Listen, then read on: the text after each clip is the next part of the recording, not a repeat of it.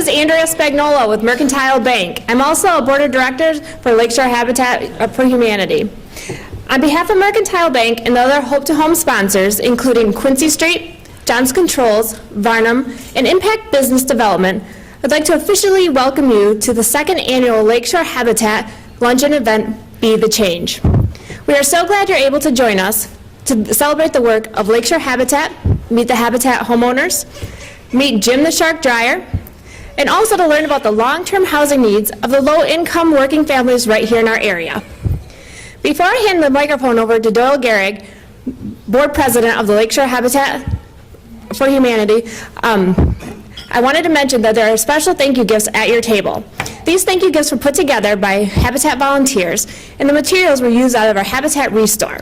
If you weren't aware, the Restore is a place for donating and purchasing new and used building materials, and also home improvement items. The Restore is open to the general public, and the profits from the Restore go to building homes in our area. Also, the centerpieces at your table showcase family photographs, a testimonial describing homeowner experiences, and the artwork is made by children of Habitat stating what they are thankful for. Thank you for coming today and enjoy, and now I'll hand it over to Doyle for the invocation. I want to add my thanks for your coming also, but will you bow with me at this time?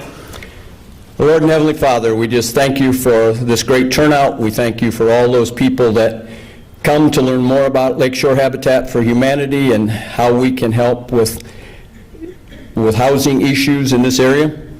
We thank you for all the donors and all the time and the money and the activities that they help with. We also thank you for the staff and all the good work that they do. We just pray that you continue to be with them and help them and give them your wisdom. We also pray that you be with our homeowner partners and our future homeowner partners as they work to get into housing or establish themselves as homeowners. We also pray for this community that we can continually work with other organizations in the area and continue to look for ways to eliminate poor and unsafe housing in this area. We also ask your blessing on this food and for everyone that's here at this time, and we ask it in Jesus' name. Amen. Also, we have about 10 minutes, and in 10 minutes we will start the video up, so you can continue to eat during the video, but we promised you we'd have you out of here by 1 o'clock today, so enjoy. Thank you.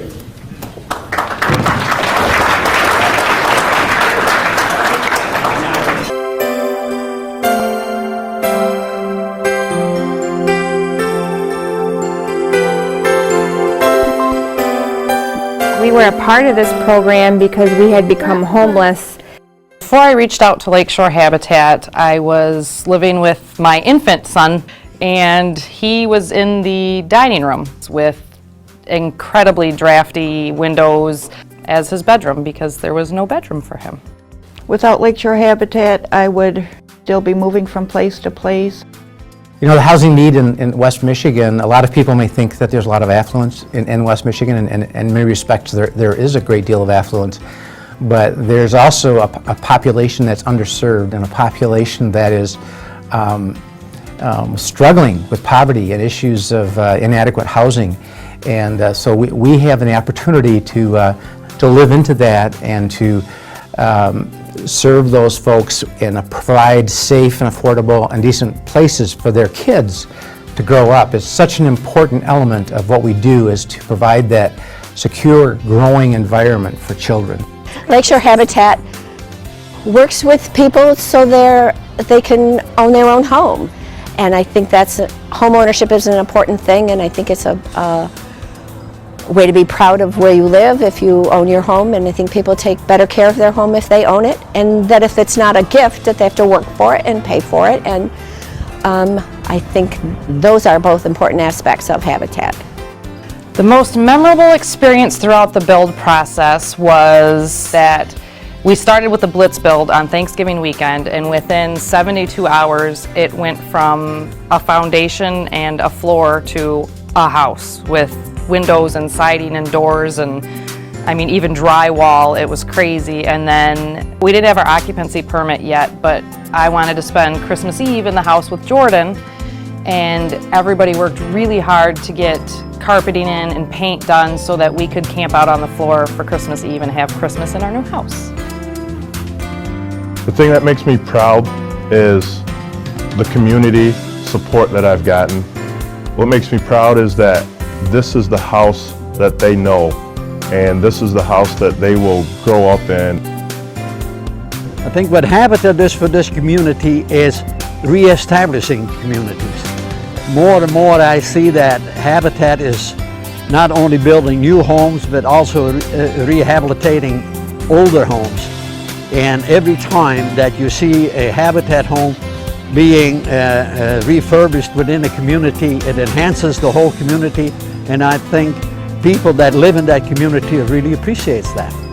A lot of our homeowner families that come into a Lakeshore Habitat home give back in many ways. One is they become integrated into the fabric of the community. They become a neighbor to the folks that are on the street that we built the house on, and they also become paying the mortgage and paying the taxes, and they become a citizen of the community in many, many ways.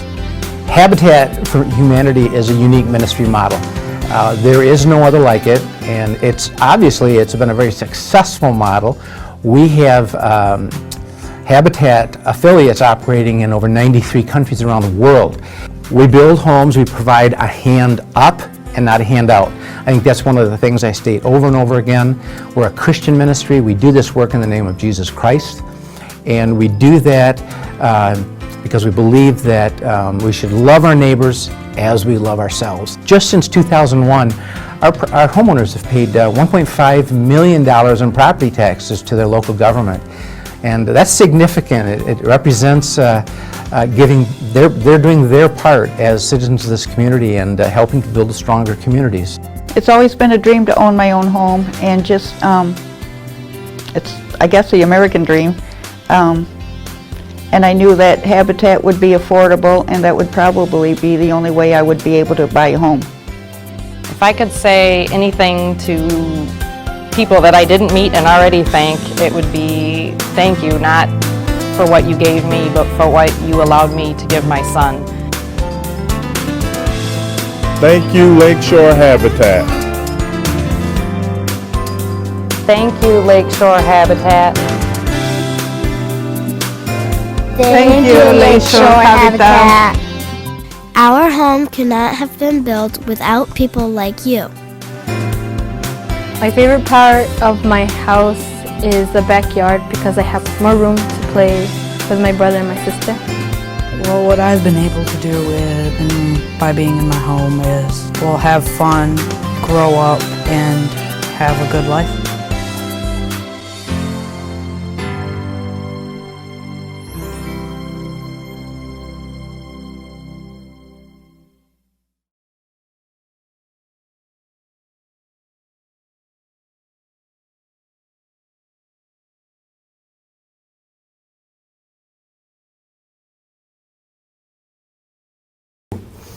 I want to just give you a quick snapshot. In this past year, we received unsolicited at our affiliate, no advertising whatsoever, we received more than 120 requests for application for housing. Think about that for a minute. 120 families, right, just in this past year are saying, can you help us? That's significant. Unfortunately, if you see the living situations that some of these people come from, and you're going to hear just a little bit more about that in a minute, the conditions are deplorable. You and I would be very reluctant to spend time there, and these people are living in that situation today. And again, who is it that bears the brunt of this? It's the kids. The kids' grades suffer, their health suffers. These are documented studies. Their emotional development suffers. And this is something that we have the opportunity today to impact. Together, we can be the change. We can be the change we want to see in our community. One of my favorite quotes comes from a poem entitled, I Am Only One. And I want you to listen closely because it's kind of a wordy quote, but it says it very well.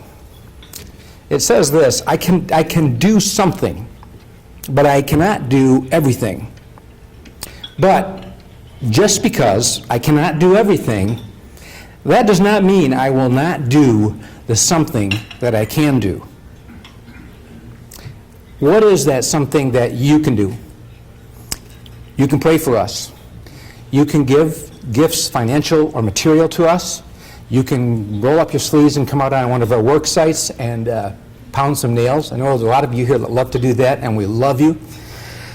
You can shop at our Restore and donate to our Restore. All those used appliances, we can turn those things around quicker than you can imagine. And all the profits from that, again, go to build more homes.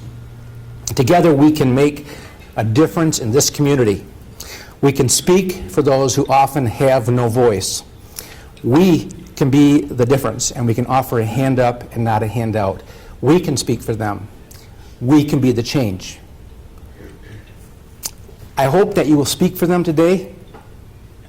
I want to introduce you to somebody, a couple of people here in just a minute, and they're going to share their story with you. I would like to have you welcome to the stage, first of all, Barney Gamboa.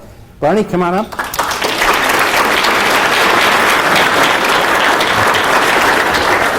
And after Barney is done speaking, Desiree Fairbrother, who we're doing a build for right now, will be speaking to you. So thank you so much.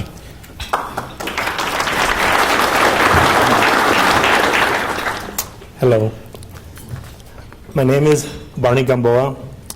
I am here today to tell you my Habitat story. I am a father of 3 beautiful girls. My oldest daughter, Erica, was born with spina bifida. This is where the back does not form correctly and she is unable to walk. When Erica was around 3 years old, we moved in with my brother-in-law. We stayed there for about 2 years. I had to carry Erica up and down the stairs and then go back out for her wheelchair. So one day, Erica's nurse referred us to Lakeshore Habitat to apply for a house. We hoped that we could get a house to meet my daughter's handicap needs. We were so excited when we were accepted. I took my financial literacy classes and began working on other homes as part of my sweat equity. I began to learn so much about construction. I built up my confidence and met so many great caring people. Then they started working on my house. My house was the first house built by Habitat on the north side of Holland. Our house was started in October and completed by Thanksgiving. It was amazing.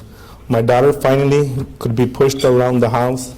She had her own room and a handicapped bathroom. Also, Miller Fuller, the founder of Habitat, came to our house dedication. I was excited and so nervous, like right now. There was a lot of cameras and people around. He also gave me a signed Bible for our family. Since my house was built, I became a Christian. And now attend Resurrection Life Church.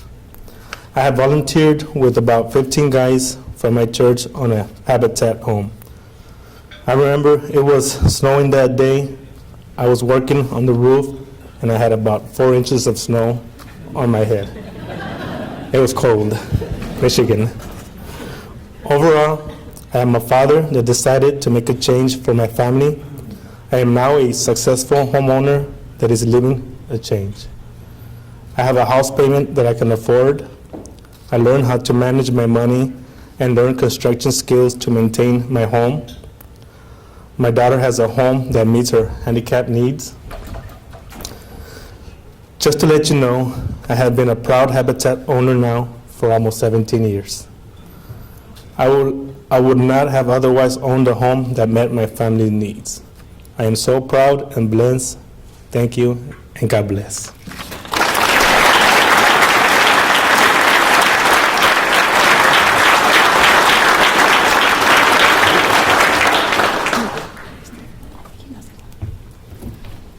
Hi, my name is Desiree Fairbrother. I'm a single mother with 3 kids. They are 6, 8, and 12.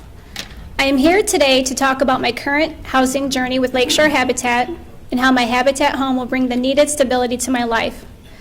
My housing journey has been a long one. As a parent, you worry about your kids and what kind of impact your decisions are making on them. Well, I was married to an alcoholic, and with that came a lot of different situations where we had to move around a lot. I'm quite embarrassed to tell you how many times we moved because it's been over 10 times. If you lived with someone with depression or an addiction, I think you will understand. When the addict says, if we lived closer to family or if I had a different job, things would be better. So you find yourself always saying yes, hoping to make life better. At the time, it didn't seem like a big deal. I remember telling myself the kids are young, it won't affect them. This will be the last time, the last move. I look back now and know better, hindsight. I worry about my 12-year-old son. He struggles greatly in school, and it doesn't help that he's had to change schools many times. He has moved from 4 different schools. The last change of schools was due to their dad and I getting a divorce. I know now that it takes months, sometimes years, for kids to truly recover academically and socially after changing schools. Also, it is just so hard for my kids to make new friends. My oldest has been bullied and beaten up several times after school just because he was the new kid who wanted to fit in. It makes me sad to see my kids hurting that way, mostly because we didn't have a permanent place to call home. Because of the quickness of the separation, my kids and I ended up at the city mission for 3.5 months to get on our feet. At this point, I can only afford a 2-bedroom apartment in a low-income neighborhood. Come to find out, there are 25 sex criminal offenders with a 1-mile radius. I've had cops knock on my door asking if I've seen certain individuals. We've had things stolen from our carport and our car. We have a shared laundry room that's outside, so you have to go out there and do laundry. There's been people hanging out in there doing graffiti. I've also had one of my neighbors who's twice my age and very drunk ask me out. It made me feel very scared and alone. I don't even feel safe doing laundry at night. It's a very dirty neighborhood. It's not uncommon to see trash lying around outside, things piled up on porches, broken blinds in the window. One person even threw a couch out the second-floor window and left it there for a week. I knew something had to be the change, and I knew I had to be the change that would put our lives onto a new path.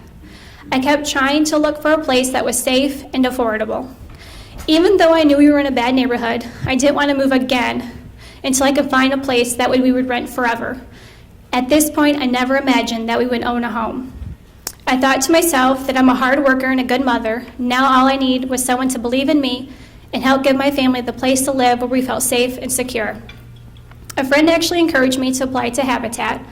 I hesitated a lot about applying. I kept thinking there are so many people out there that have greater needs than my family. It was then pointed out to me that my kids were my priority, and I needed to focus on them and what would be beneficial to their lives. God would then open or close the door to this opportunity. So after attending the orientation and several interviews, I was told that I was approved for a Habitat home. Words could not express my joy. I couldn't believe it. I have now completed the budgeting and money management classes. My down payment is completed, and I have over 150 of my sweat equity hours done. The kids and I are excited that our house is being built. We actually had our wall raised a few weeks ago, but it's been a long process. It's been over a year. Habitat has to wait for funding to be raised before our house can begin. We are blessed that ours has started, but I know there are others that are still waiting for their houses to be built. Despite challenges, I feel so blessed. I am thankful and excited that Habitat gave me a chance to truly meet my family's housing needs. I know that Habitat is possible because of the community, a group of donors and volunteers coming together to help families. I am trying to pass along the attitude of giving and community to my children that we can always give of our time. This year, my boys and I have been volunteering at a local nursing home and will continue to pay it forward. We all know that the future is uncertain, but what I do know is that soon I will no longer need to feel scared about going home to an unsafe neighborhood or sending my kids yet to a different school. What I do know is that I am a hardworking employee, I'm a good mom, and now I can say that I'm a future homeowner. However, my biggest hope is that my children grow up safe and secure, and Lakeshore Habitat and all of you are helping make that possible. Thank you.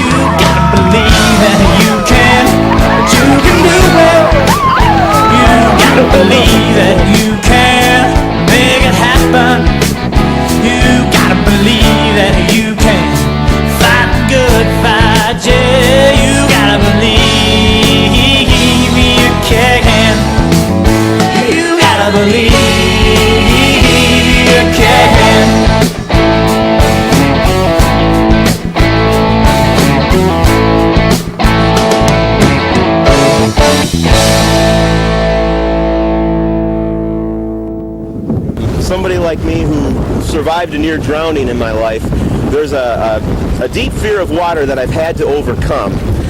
But you never really overcome the fear, you just kind of learn to control it.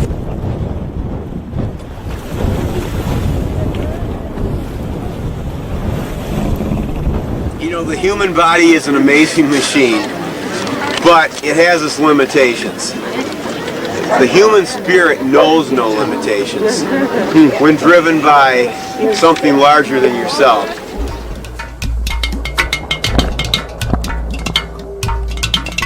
There have been times where, you know, I've been pushed to the limit physically, certainly. When that's happened, that's when your mental and spiritual strength really need to take over. There are times where mentally and psychologically your strength starts waning as well. And that's when you really feel defeated. You know, you feel like your body can't go any further. You're not even thinking straight anymore. You really do have to rely on a higher power, I believe, because at that point you don't have a lot of faculties left anymore. We're human, and when you are weak yourself, you know, if you can rely on a power greater than yourself, you know, swallow your pride and do it. I mean, that's a very powerful thing. Very, very powerful thing. When darkness seems to hide its face, I rest on His unchanging grace. In every high and stormy gale, my anchor holds within the veil. My anchor holds within the veil. Oh, Christ alone, cornerstone, weak made strong in the Savior's love. Through the storm, He is Lord, Lord of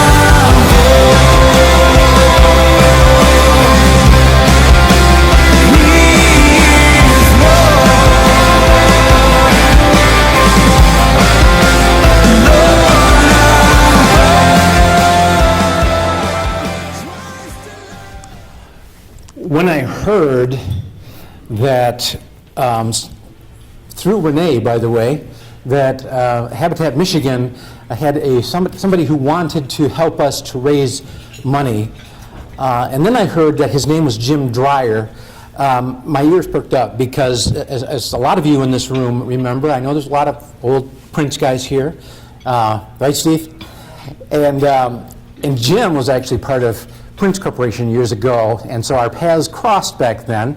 I didn't get in the water much, so I didn't get to know Jim very well then. I've had the blessing of getting to know him much better now, but why would a person swim 22 miles across a lake towing a ton of bricks? Jim's doing it for an amazing reason. He's doing it to help Habitat and to help us. I have to tell you a quick story. A couple days ago, Jim and I caught talking on the phone together. He meant to call Bev. He got me instead. That's all good. And so I've been teasing him about, you know, are you getting in the pool? Are you getting ready for this thing? You know, how you doing? And he said, yeah. He said, I was in the pool 19 hours yesterday. 19 hours. I was talking to Terry Brower, one of our board members. I can't even stay awake for 12 hours or 19 hours, let alone swimming. But not only was he swimming, he was towing an 11-gallon jug of water behind him to sort of replicate this weight of what he's going to be pulling. I say with great respect and admiration, this guy is a little bit wired different from the rest of us. And that's a great thing. I want to introduce my very good friend, Jim Dreyer.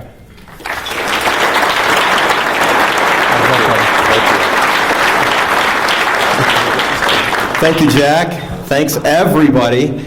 And, you know, I think Jack, his description of me was just a very diplomatic way of saying he's a little crazy. But I'll go with, you know, he's wired a little differently. I'll go with that. But, you know, thank you so much for being here. I'm excited to be here. I'm kind of an excitable guy. But, you know, probably like you, I was really moved and really inspired by the stories that we heard from Barney and Desiree. But, you know, not just for the obvious reasons. I'm really moved and inspired because they shared with us spiritual experiences. And I'm here to tell you, if you have never been on a Habitat for Humanity building site or been part of a Habitat for Humanity project, let me tell you, and I hope I'm not being too dramatic when I say this, but the ground upon which a Habitat home is built is sacred ground. Ephesians 2:20 says, "Together we are his house, built on the foundation of the apostles and the prophets, and the cornerstone is Christ Jesus himself." How special is it when we come together as God's family and we transform lives? That is a spiritual experience. And what's really, really cool about Habitat is when you're done, when you leave that building site, there is a monument standing there. There is a house that for generations people are going to look at that house and they're going to hopefully remember that something special happened there on that sacred ground.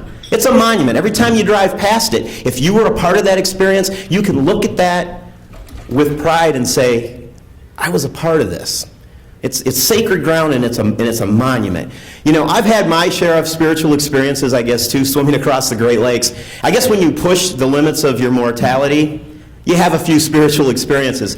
Let me tell you briefly about my favorite spiritual experience swimming a Great Lake.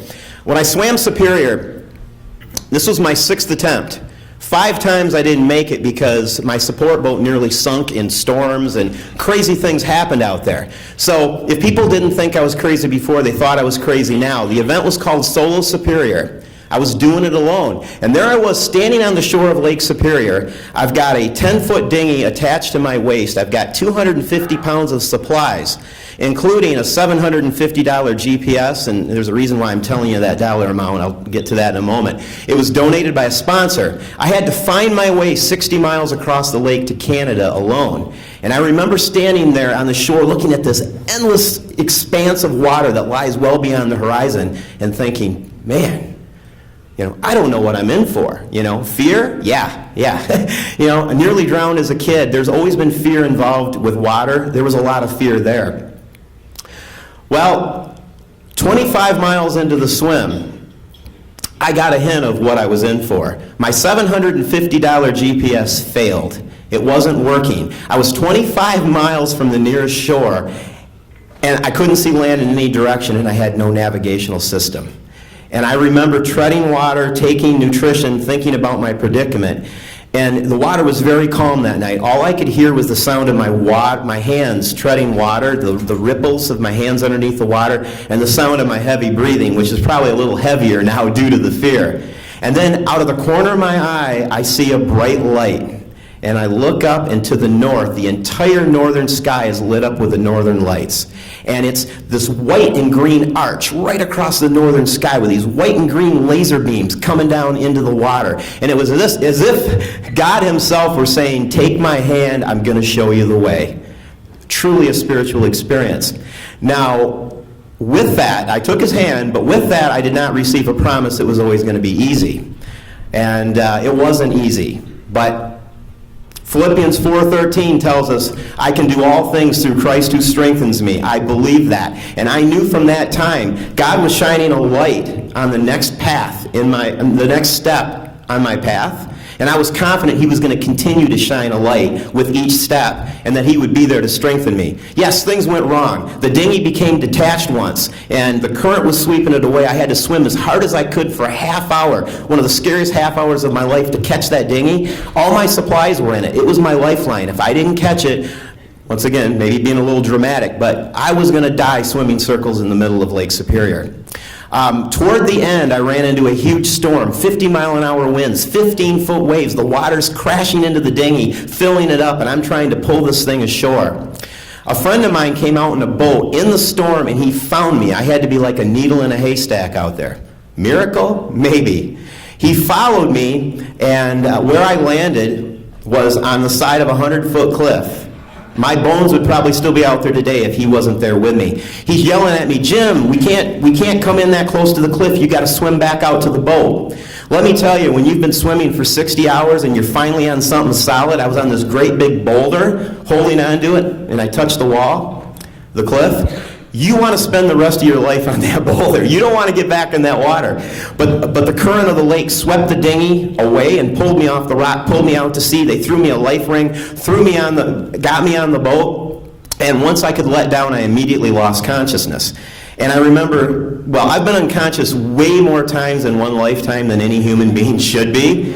And I've learned that when you start regaining consciousness, the first thing that comes back is your hearing. And so I couldn't see anything. Everything was black. I couldn't even blink my eyes. But I heard Tom, the captain of the boat, say, "Chris," he's talking to the deckhand, "Chris, my God, is he dead? He looks dead." And I can feel Chris leaning over me. I can feel her breath on me. And she didn't sound real sure. She said, no, I think he's breathing. I think he's breathing. I couldn't say anything, but I wanted to yell, I'm still alive. Please don't bury me at sea. I'm still alive. Well, God has shined a light on my path again, and that path has led me to Habitat for Humanity, and in August, that path is going to lead me to Lake St. Clair. Now, this is a little bit crazy, but surprise, right? I'm going to swim 22 miles across Lake St. Clair into Detroit, towing a ton of bricks.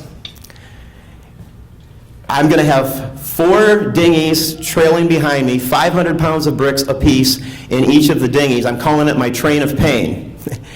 And symbolically, my pain represents the pain of Michigan's families who are trying to keep their heads above water.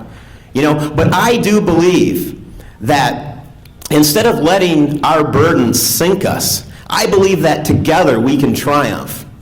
And we can be the bricks. We can be the bricks that rebuild lives, rebuild communities, rebuild this great state of Michigan. And right here in Holland, through this Cornerstone Strength campaign that I'm telling you about, Lakeshore Habitat for Humanity has set the goal to raise $80,000 through this campaign to build a home right here in our community. Now, we don't know when the groundbreaking is going to be. We don't know what family is going to benefit, but that is the goal. Now, they say, and it is so true, Christ is our cornerstone. Without a cornerstone, the house is going to crumble. But a cornerstone is not in and of itself a house.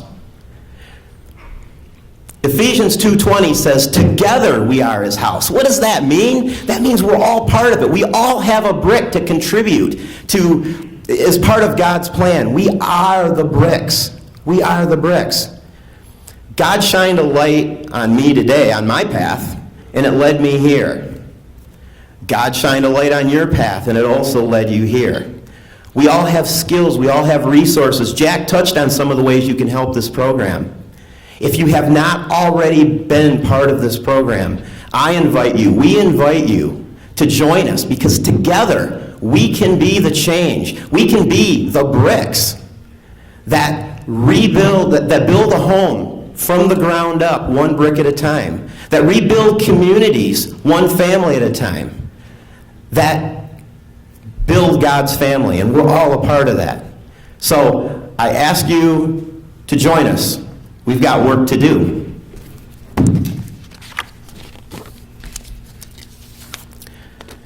Today you've heard the Lakeshore Habitat for Humanity story and met some current and future homeowners who just need a hand up to positively change their families' lives for generations to come. Therefore, it is my privilege to ask you to join me today by making an investment in the future of Lakeshore Habitat for Humanity and these families, as it is truly an investment in our own community's future. If you have been inspired by what you've seen today, I ask you to consider joining me this afternoon as a member of our Dream Builder Giving Society and continue to hear the benefits that your investment is making. Now I'd like to ask the table captains to pass out the pledge cards. I'm basically just going to kind of walk you through that.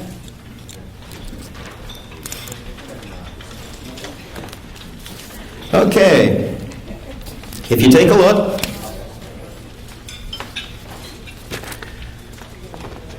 starting at the top of the card, the Dream Builder Giving Society level names are meant to give you a sense of what your contributions can do. Your contribution will go toward the unrestricted operations fund of Lakeshore Habitat for Humanity. Now, level 1, that's in the top left-hand corner. We are asking those of you who can make a commitment of $1,000 each year for the next 3 years. This level will provide a hand up to families who otherwise would not be able to own a home.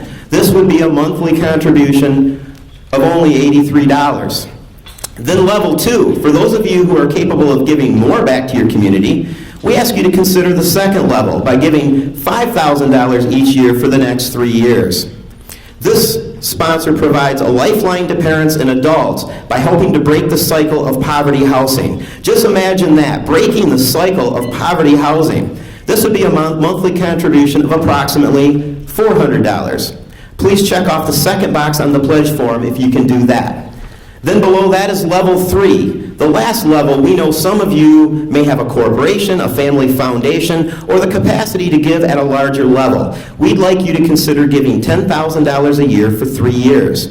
This sponsor provides a safe and decent home for children and youth to thrive, grow, and positively change the direction of their lives forever. This would be a monthly contribution of approximately $800. If you are able to provide support at that level, please check the third box. If you are joining me today as a member of the Dream Builder Giving Society, my personal thanks for your generous support. Although I started by introducing the Dream Builder Society, we know and respect that you may prefer to give at a different level, and so we've provided the next line just for you. On this line, please tell us how much you would like to give and for how many years. This commitment for more than 1 year really helps sustain an organization and really allows them to plan ahead. We truly appreciate whatever level of support you can provide and know that you are making a difference. Perhaps you would like to consider a gift of stock or something else, or you simply have some great ideas for us. If so, please check the next box, the one that says, please contact me, I have other ideas to share. And contact me, I am interested in taking a Habitat home tour.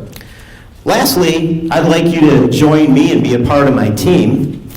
Be a part of the Cornerstone Strength Building Campaign. Can anybody catch? Here's one of those 6-pound bricks. I'm going to be pulling 334 of these. And these bricks are going to be sold to help fund building projects, like the project that we're working on right here in the Lakeshore community. If you contribute $500 or more, we're going to make sure you get one of these bricks, and you're going to be on my team. And I know together we can do a whole lot.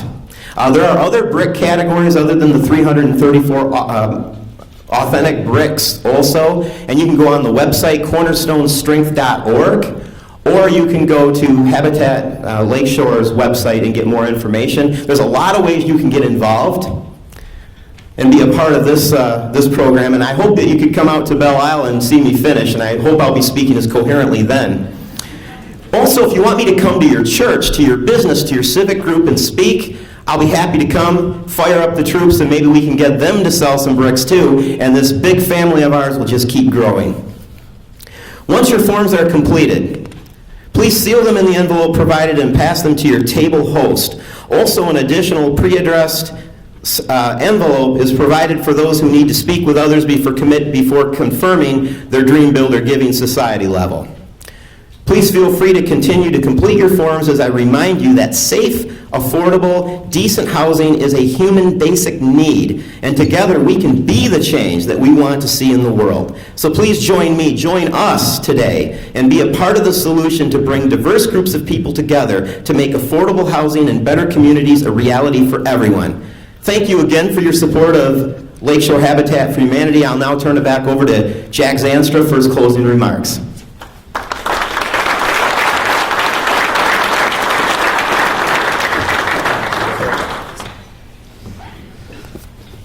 Okay, did you get all that? These bricks, by the way, there's more than just bricks, because there's going to be acknowledgement that it's a Guinness record, and there's going to be your name can be on here, your company's name can be on here, the date of the swim is all on here. Really a wonderful way to acknowledge this event and this achievement. So I hope and pray that you'll consider that. We are so thankful for all of you coming out today. Take your time. We don't want to rush you out of here, but we know some of you are hard up against it. You may have other appointments. We know some of you may need to take this home to talk to your spouses or other people in your organization, and we completely understand that as well. I just wanted to take one moment before we wrap up. I want to first of all thank our Development Director, Bev Crandall-Rice. Bev, you don't...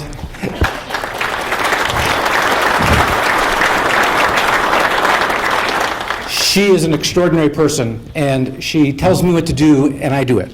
And it works, because she is so gifted in that area, and we have such a tremendous relationship. I appreciate you. Our staff is here, and I can't find them all, but there's Amy and Lindsay Terhar and all the rest of you, Dave Stedjink, and the volunteers. Thank you so much for all you do. I want to once more say thank you to our sponsors, and they are Quincy Street Incorporated, Johnson Controls Incorporated, Mercantile Bank, and Impact Business Development, and finally Varnum Law. And please, would you give them a round of applause for all that they have done.